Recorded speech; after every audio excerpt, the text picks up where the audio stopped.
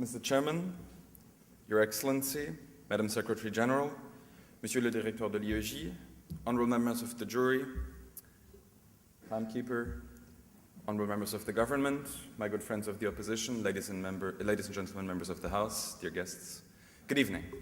Now, we just heard from the government, from Rémi, that competition is great, for it brings out the best in us, you know? And we just heard from my good friend there that one example of that is sports. Think of football, think of the Olympic Games. Now I say, maybe it is true that sometimes competition brings out the best in us, but I would like to add, sometimes it brings out the worst in us. Think of le PSG Marseille, par exemple. Now, ladies and gentlemen, since we are in Parliament tonight, let us step out of the domain of sports and let's go to the domain of politics. Let's take the debate from the Parc des Princes to l'Assemblée nationale.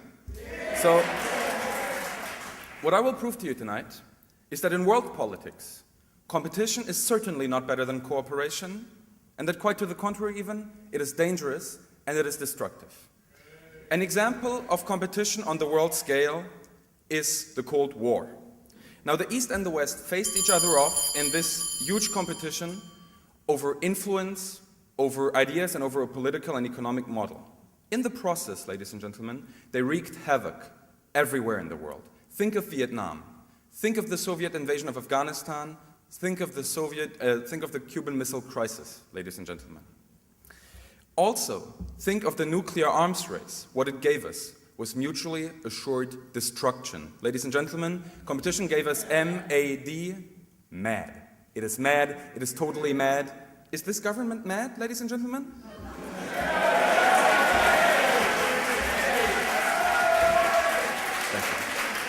Now, following up on the Cold War, in the words of JFK, ladies and gentlemen, ich bin ein Berliner, I am a jelly-filled donut. No, wait, what he meant was, I am from Berlin, ladies and gentlemen, and so am I.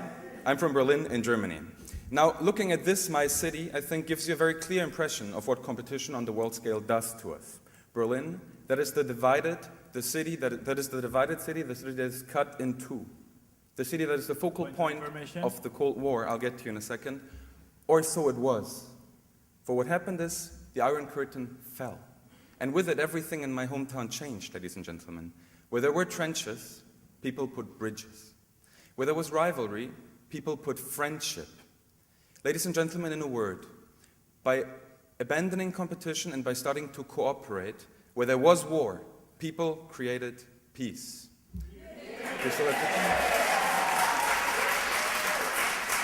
Please. So, international cooperation creates peace. What about drug cartels? They're the ultimate form of cooperation, aren't they? No, they are not. They are not. Any organization you could think of certainly is a cooperation, but cooperation is something intrinsically beautiful to it. Think of the pictures of Berlin, of the wall falling. Think, Rémi, just think of the pictures of the wall falling. Think of those Berliners coming from east and west alike, reaching over the wall, under the wall, through the wall, to help each other tear down that barrier that competition had forced on our country, on our Europe, on our city, and on our lives, ladies and gentlemen. Now, going on from this, I think that this cooperation is beautiful and inspiring.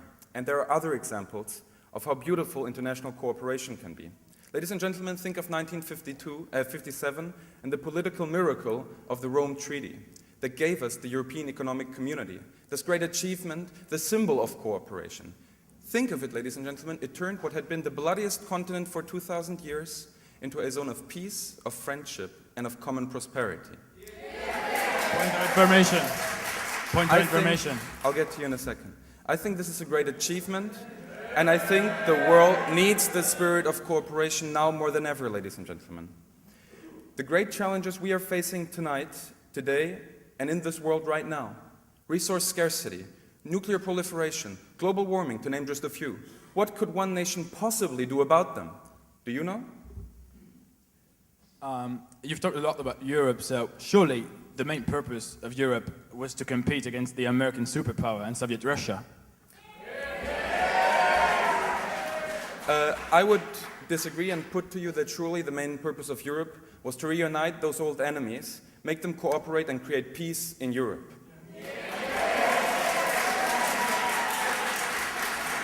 And ladies and gentlemen, the great problems that I just talked about, they can really not be solved unilaterally. Think of nuclear disarmament.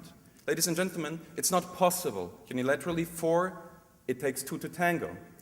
Presidents Medvedev and Obama just concluded a groundbreaking arms control treaty last weekend in Moscow. This is the spirit of cooperation the world needs to be treading in the future.